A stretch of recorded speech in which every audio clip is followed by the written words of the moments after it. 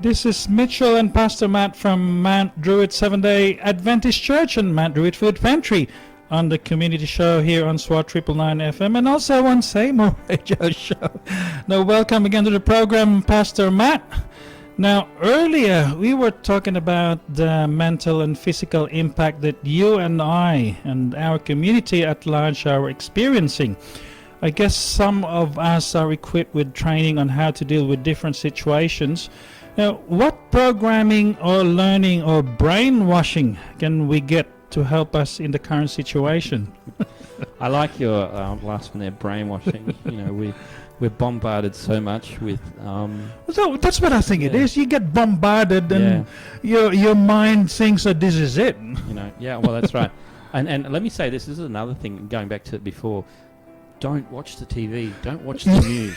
Stay away from it, because you'll hear so many different things, and you'll then start and you'll flick to another channel and you'll hear something else, and you'll start, well, you don't know what to believe. And I think that's something where brainwashing probably really comes into it. We're getting brainwashed by the media and different things. And I'm not knocking the media, by the way. I'm just simply highlighting that when we listen to too many different things, it really starts to have that impact on it. Yeah. And two things. We get overwhelmed, I guess. Yeah.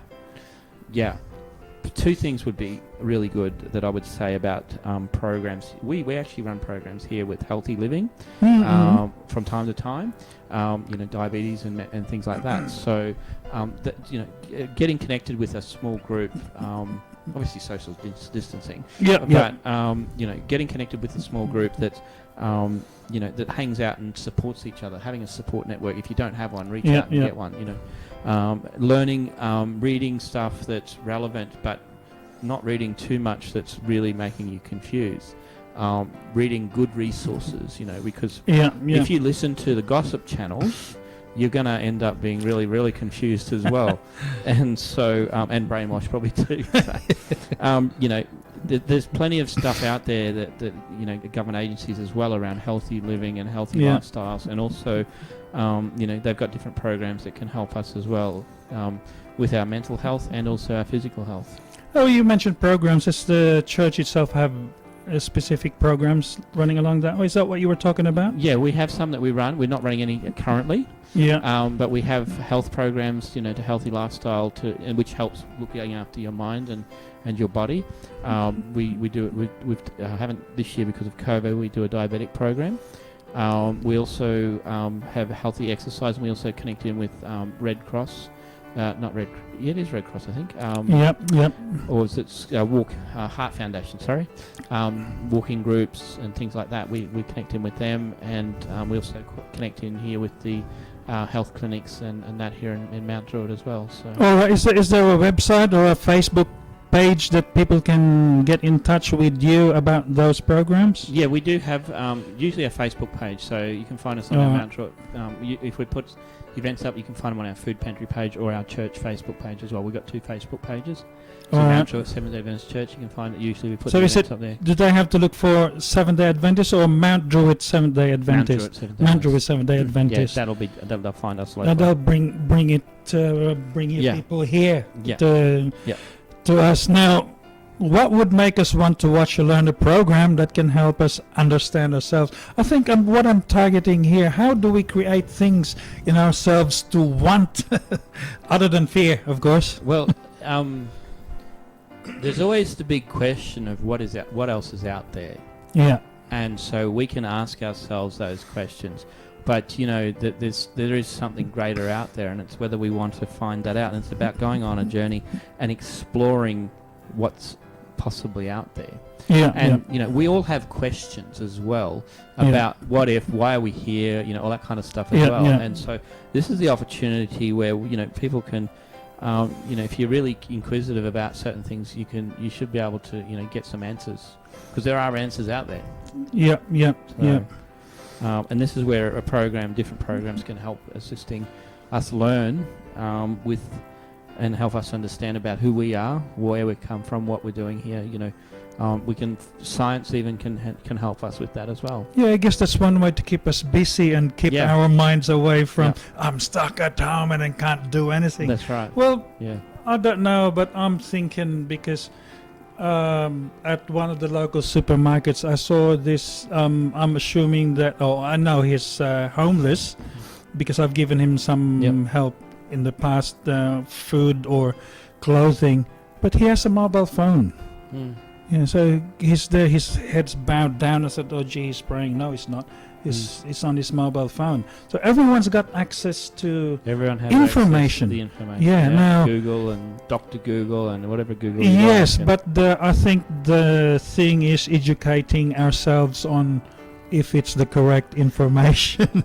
And let me say this, is if you're looking for information, Google's great.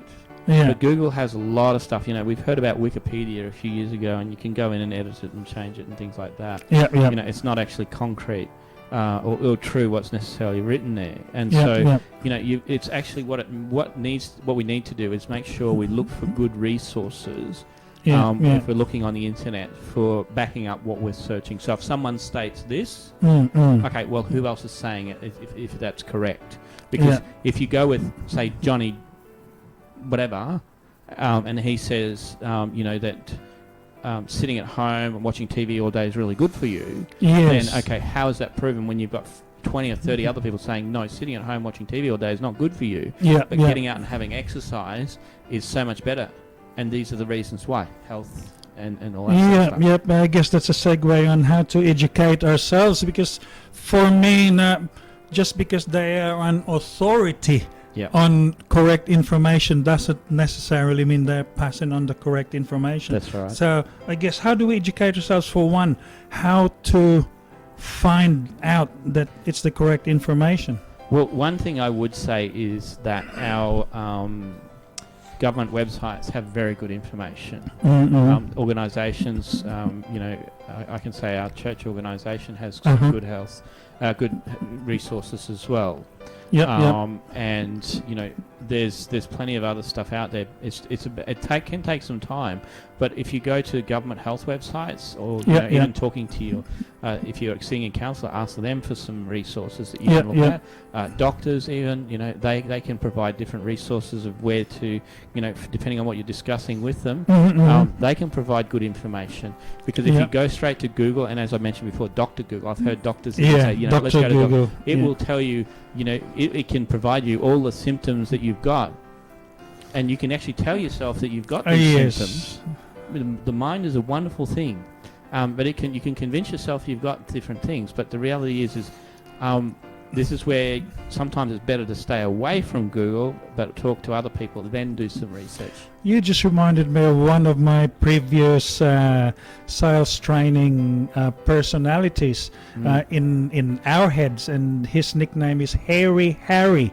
And what Hairy Harry does is watch movies and listen to music every single time, and he never forgets. So what you tell yourself, Harry will believe. That's right. So we have to feed Harry. We have to feed ourselves the correct information. Yeah, and I'll say this: I don't watch TV very much. Yeah. And I don't watch a lot of movies. I watch some movies. I'm very cautious, and two reasons I do that, and this is something that we can learn as well, is when we watch something, we can ask ourselves two questions: what are we going to get from it, and how is it going to benefit us?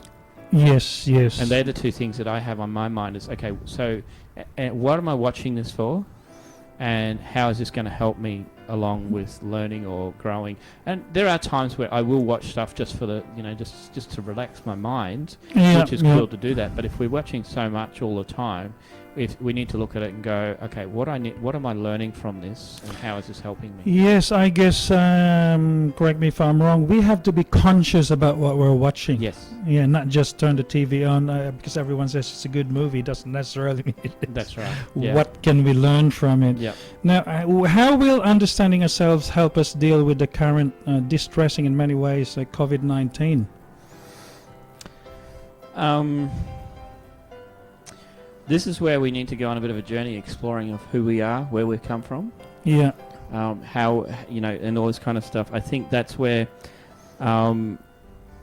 what I think is really important, you know. We need to